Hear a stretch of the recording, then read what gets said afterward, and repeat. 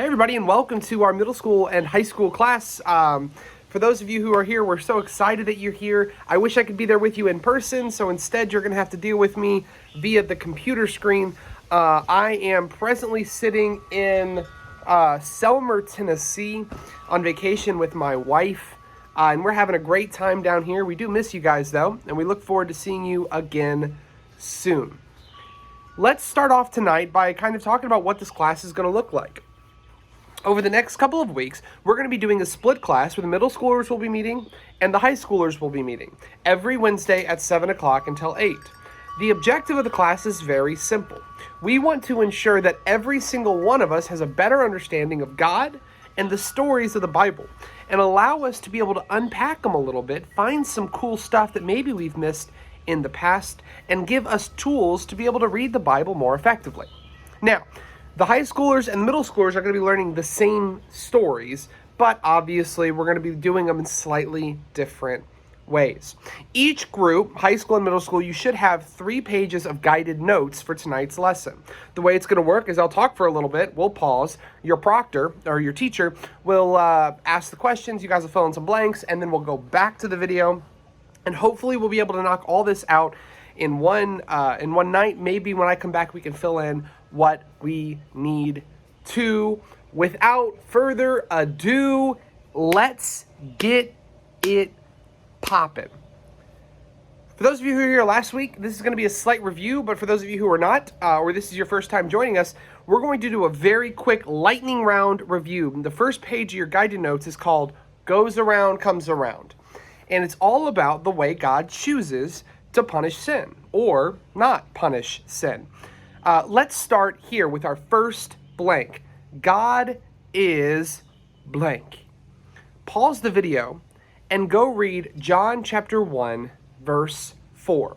When you've paused it and read it, then we'll come back and answer this blank. Okay, so God is what? God is... Yeah, that's right. I think you said it. I hope you said it. Otherwise, I just went like this, and I did a whole little bit, and it didn't even matter because y'all didn't say anything. I'm hoping y'all said something. Otherwise, I feel more stupid than I already feel talking into a computer screen with 3 dogs looking at me. Literally, they're looking at me like I am an absolute moron.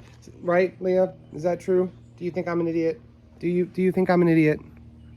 Yeah, you do. But you're a pretty girl. Okay. Yeah, so God is... I want you to put 2 things, life/light. Life/light. God is life and light. God is the source of life/light. Those are your first 2 blanks. Now, it's really important that we lock this in because there are so many sometimes arguing pictures of God in the Bible, right? God is the divine warrior who draws a sword and slays his enemies. God is the one who rides on the chariot and does all sorts of shenanigans. He is the one who does miracles. He is the one who does tragedies. He is responsible for all the good and all the whatever. And we have all these conflicting images of God, but the Bible is actually very simple. The Bible is very simple. God is the source of life and light. James, the writer of the Epistle of James, says this. He says, "For God is the Father of lights, and every good and perfect gift comes from him, and there is no shadow of change in him." James 1:17. Meaning God has always been light, he has always been life, and he's never been anything else. John writes in 1 John that God is light, and in him there is no darkness at all. Meaning this. If you approach something in the Bible or approach something in your life that's not good, that is dark, that doesn't give you life and light and happiness and joy, then it cannot come from God. It cannot come from God. Let's stop, let that sink in, resonate in your little brain, shake around in there, because anything that happens to you that isn't light and life isn't from God. It's from Satan. I wish we could not get this in our heads, because I've seen so many Christians who have struggled, even lost their faith, because they believe God has done bad things to them. People lose their loved ones, or bad thing happens in their life, and they always say things like, Well, God did this. God must have a reason. God must have a plan. It's his. He's the one who took them home. And the answer is no. Anything that happens in your life that isn't light and life isn't God. It's Satan. Let's keep that in the back of our brains as we move forward this evening. Your third blank is sin is blank. Sin is self-destructive. Self-destructive. Meaning, sin always defeats itself. Sin never, ever, ever, ever, ever wins. It can't. It's against its nature, which it makes sense. This is more for the high school students, middle school students. You can zone in on this if you'd like. The reality is, if God is life and God is light, if God is life, that means he is everything real. He is reality, right? Sin is the rejection of reality. What happens if you reject reality? You're not in reality anymore. Sin is like an alternative universe that you exist in and you die because there's no contingent life to hold on to. Now, for the middle schoolers, basically all this means is this. When you do bad things will happen. You cannot accomplish good things doing bad things. You can't win by cheating. Sin always defeats itself. One thing sin also tries to do, and it does it very, very well, is get us to forget that God is light and life. Sin tries really hard to make us believe God is bad. That's the whole objective of sin. The first sin in the Bible, Eve grabs an apple off a tree, takes a bite of it. Why? Because she thinks it can make her a god. Meaning, it's okay, little dude. Hey, come here. That was scary. I almost had a heart attack. Hey. All right, come here. You big old mutt. Life and light is the objective. That really scared me. There must be a raccoon or something. I hope it's not a raccoon. You know how I feel about raccoons. Little menaces to society, those little jokers. The only thing in all of creation that God had to put a mask on because they were so evil. It's kind of freaky if you think about it. So anyway, sin tries to teach us that God is not light and life. Eve thought she could be a better God than God. And that was the ultimate source of sin. So, your next blank, how you view God really does matter. How you view God really, really does matter. It's important then that we lock that into our heads, that it's vital that we view God as life and light. Life and light. That's all God is. Let's go on to your next blank here. Punishment is what? I want you to pause the video in just a moment, and I want the proctor, the teacher, whatever, to choose a couple of readers. Read Psalm 7, verses 1 through 16, Psalm 7, 16. 1 Kings 2, verse 32, and Psalm 94, 23. Read those three verses that are on the bottom of your guided note sheet, and then let's come back and let's fill in these three blanks. You can pause it now. Okay, so punishment is sin. Sin's result. Punishment is sin's result. Sin's result. What that means is that sin, the wages of sin, as Paul writes, is death. Meaning, when you do sin, you receive death. That's what you get. That's all you ever get. Punishment is just simply letting sin do what sin does, which is kill and destroy. That is the punishment for sin. We have this mindset, this idea that God goes around punishing sin, that he kills people for sin, that he hurts people for sin, that he has to be destructive for sin. And I would ask you, is that a source of life and light or not? Because everything God is life and light. The source of life can't take it, and the source of light can't bring darkness. See, God doesn't have to punish sin. Sin destroys itself. So I want you to put that on the next blank. God does not have to punish sin. He does not have to punish sin. Let me put it this way. Sin is a cancer, right? It's a disease. It's a disease that, given time, will kill you. It's impossible not to. It's a fatal illness. God is the doctor who has the medicine, the antidote to fixing and healing sin. But if you die of sin, the doctor didn't kill you. Sin killed you. The disease killed you. If I have a virus, right, and I'm going to die from the virus, and the doctor's holding a shot, and he's saying, let me give you this shot and it will heal you, and I say, no, doctor, don't give me the shot, don't give me the shot, and I die of the disease, is the doctor to blame? No, I'm to blame, because it was me who chose to reject life, to embrace death. Rather, sin, or the pushing away of life, brings death. It brings death. That's your last blank. Last week, Maddie Sater said she really wanted to do the flood. So we're gonna start unpacking the flood this evening and probably into next week. Turn to page 2 of your guided notes and let's start here. Pause the video. Someone read Genesis chapter 1 verses 1 through 4. Genesis chapter 1 verses 1 through 4. Creation is the process of taking chaos and bringing order.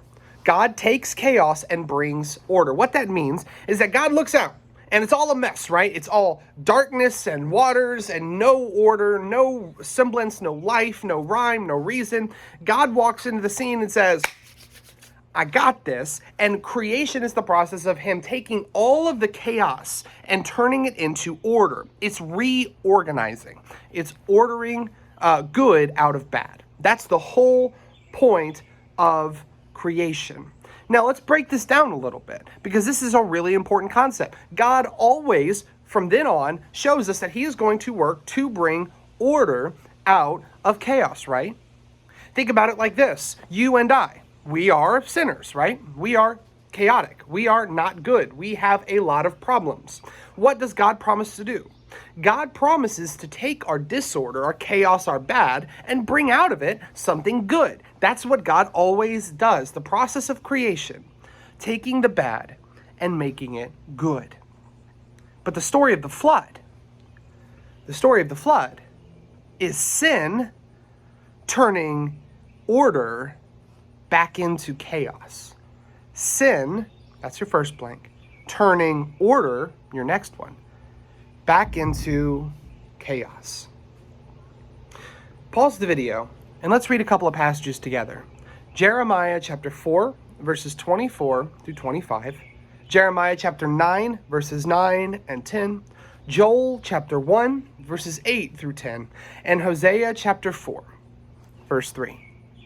Proctors, go ahead and pause this video. Choose those readers and read them together. And let's see if we can break it down. These passages show us something very interesting.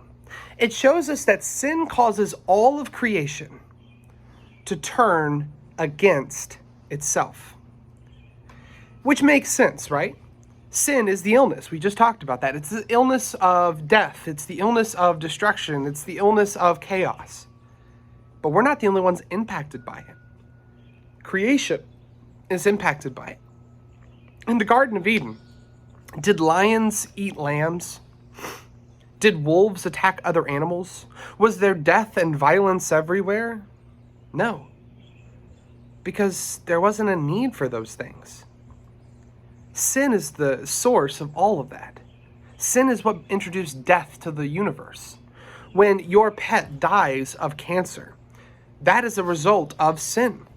When a tree falls because it died, that is the result of sin. When a tornado touches down and wipes out a large portion of a city, that is the result of sin. When a hurricane comes and wreaks havoc across the coastline, that is the result of sin. Sin causes creation to turn against itself. This is something consistent we see throughout the Bible. And this is going to be really important when we're talking about the flood. Sin doesn't just affect people. Sin affects the universe. In Romans chapter 8, Paul, the apostle, he writes that creation itself groans as if in childbearing. It's in pain, waiting for God to come back and make it whole again. Creation hurts and suffers because of sin, just like we do. That's an important thing for us to lock away. So I want us to lock that away, okay? The story of the flood is creation turning against itself. Okay? You got that locked away? Creation turning against itself. Sin makes creation hurt itself. Okay, let's take that. Let's put it in a box. Let's set it over here and let's move on. The second thing I want us to hit on before we talk about the story of the flood is the role of water. What is water? Well, for those of you who are smart, Alex probably said something like H2O. You're funny. You're real funny. But more than that, water is a symbol in the Old Testament. It's something that people thought represented something else. They believed water was a symbol of, and this is your first blank under the role of waters, chaotic evil, or just evil. The symbol of evil. In all of their stories that they told, all of the legends, all of the folklore, all of the myths, all of it revolved around this, that water is this chaotic force, uncontrollable and evil, and is coming to destroy everything. Inside of the water, they believed that there were these sea dragons, these chaos monsters that lived deep within the depths and wreaked havoc on humanity. You had Leviathan, you had Rahab, you had, why am I forgetting the next one? Yam, there it is, still in here somewhere. And all of these sea dragons represented the destruction of people. It represented Satan, it represented Satan's domain and demons. And so the waters always represented evil in the Bible, in the Old Testament at least. Whenever we talked about the waters, people were afraid because they believed that was the place of evil.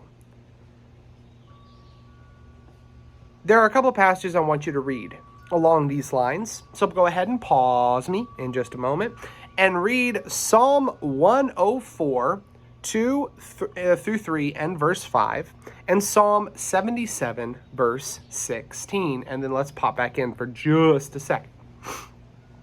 So, these symbols represent the enemies of God. Water is this thing God is always fighting against. Which, by the way, do you remember how the Bible started in Genesis chapter 1? Where was God hovering? He was hovering over the waters, the representation of disorder, of chaos, of bad. Creation was God starting in a place of chaos over the waters and reorganizing it all into order. That's the whole point. It's the whole point. Water is the sign of destruction. It's a sign of evil. It's a symbol of chaos. I want you to lock that away because that's really important as we try to understand the story of the flood. First, we have to remember that sin causes creation to attack itself. Second, water is the source of evil, chaos, and disorder. So, let's jump into our next section here. And I'm going to have you read Psalm 74:14, Isaiah 27, verse 1, and Isaiah 51, 9, and 10. Proctors, go ahead and pause me, and we'll unpack these verses. This is one of the reasons why water was considered chaotic. As we mentioned a second ago, they believed that there were these sea dragons, these chaos monsters that existed in the waters. Now, we don't call them sea monsters, we don't call them chaos dragons, but we do call them demons. And we still believe those exist, right?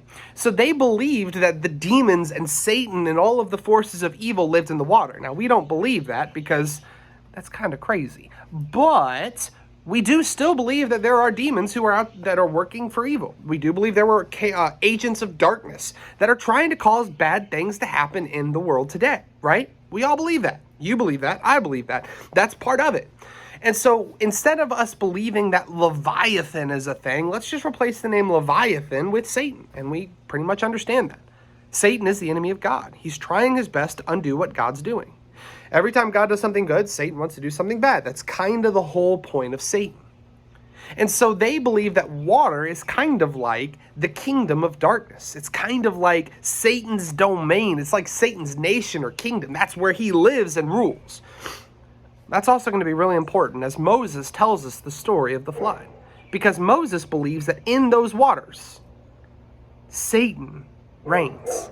In those waters, all of the demons of hell live and are fighting.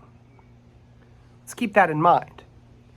The last thing I want us to say to lock away before we jump into the story itself is the active verbs. Now, for those of you who are not nerds like me, that probably means nothing to you, but I want us to keep this in mind. The source of the damage is the water. The source of the damage is the water. That's the last blank there on page 2. The reason this is important is because once the story actually starts talking about the waters coming in and flooding the earth and all that, there is not an active verb of God anywhere, meaning God's not doing anything once the flood starts. That's really, really important. God doesn't do anything once the flood starts, which reveals to us something interesting about the way punishment works, and also very interesting stuff about God himself.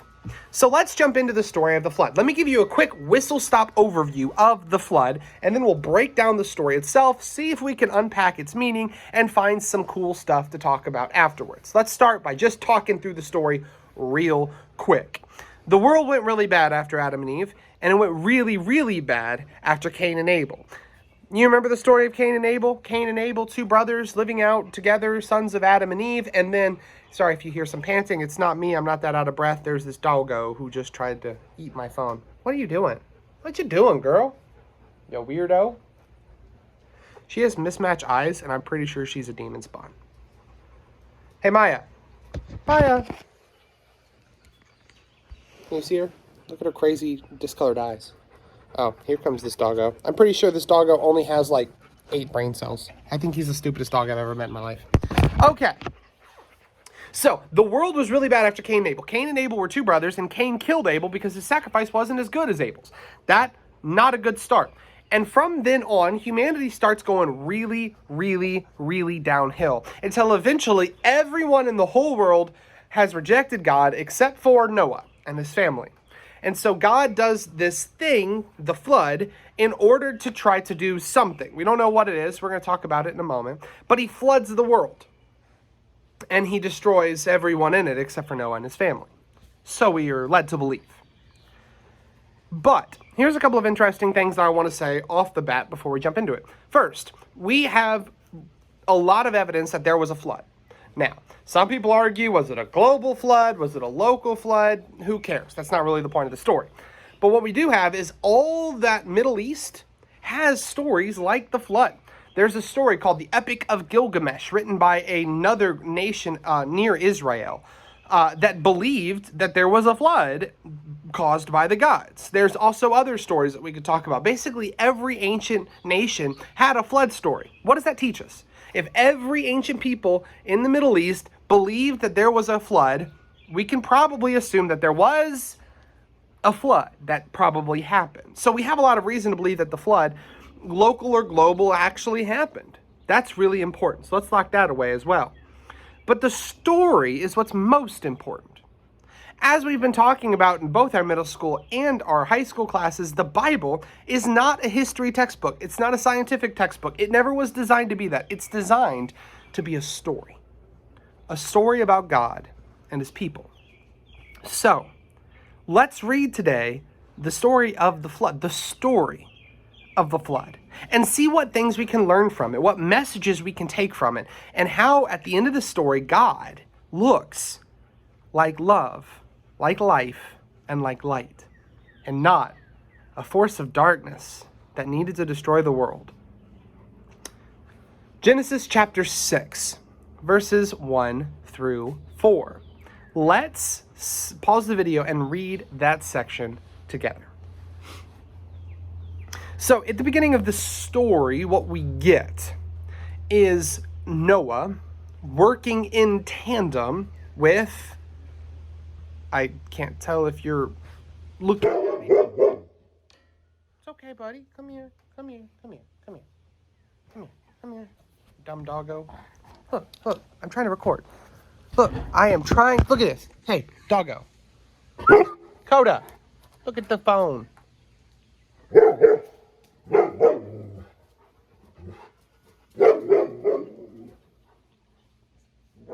you see what I have to live with? These dumb doggos running around, causing havoc and destruction. He doesn't even know what he's barking at. He's just barking, because that's what doggos do. Just barking his head off, right? Look at these girls. There are these two dogs that are like, I'm so sorry he interrupted your recording, Bishop, because you care about my class, and you care about the spiritual development of these high school students, don't you? Yes, you do. Yes, you do. These are spiritual dogs. These are godly dogs, not that heathen over there. If there was, that's a sea dragon, a cosmic dragon of darkness. Okay, anyway, I digress. So, the story goes like this. Genesis chapter 1, verses 6, Genesis chapter 6, verses 1 through 4, kind of talks to us a little bit about why the flood had to happen.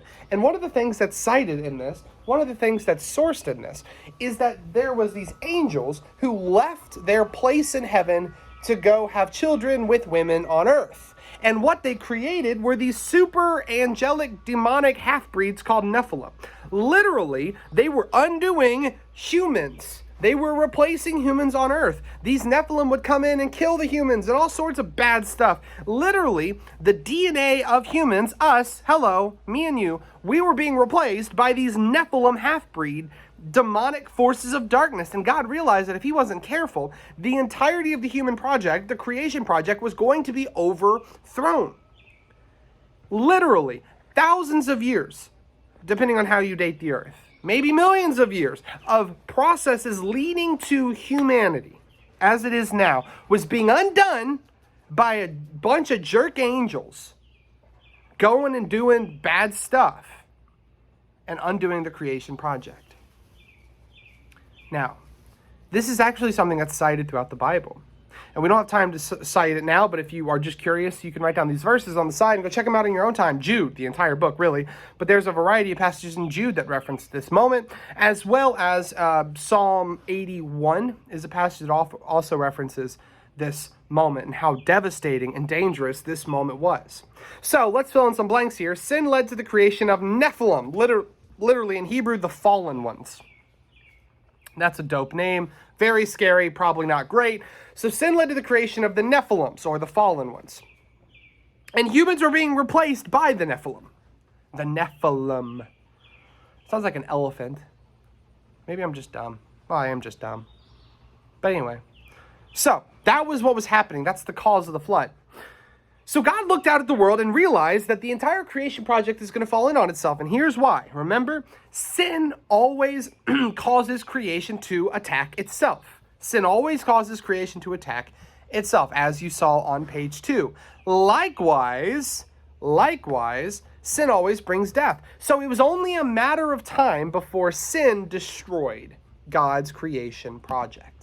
It was only a matter of time before sin caused creation to destroy itself. He looked out and he said, we got about 100 years left before bad stuff really starts happening and creation falls apart and destroys itself. So God had to create a rescue mission. He had to create a way in which to save the people. And so he did. He said, I know that creation's going to destroy itself. And by the way, what are the forces of destruction? Do you remember?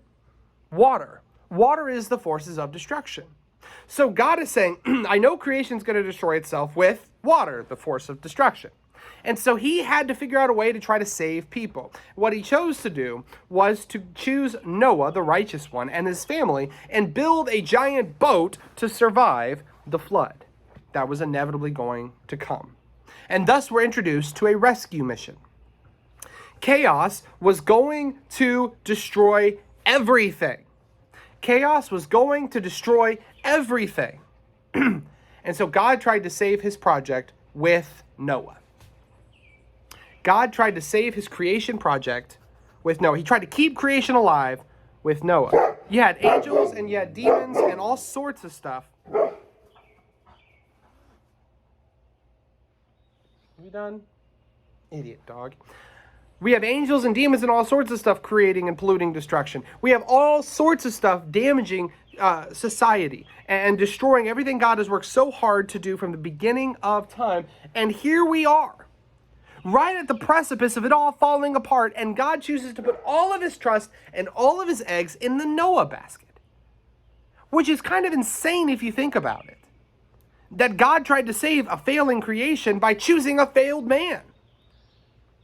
But God did. because creation was worth saving.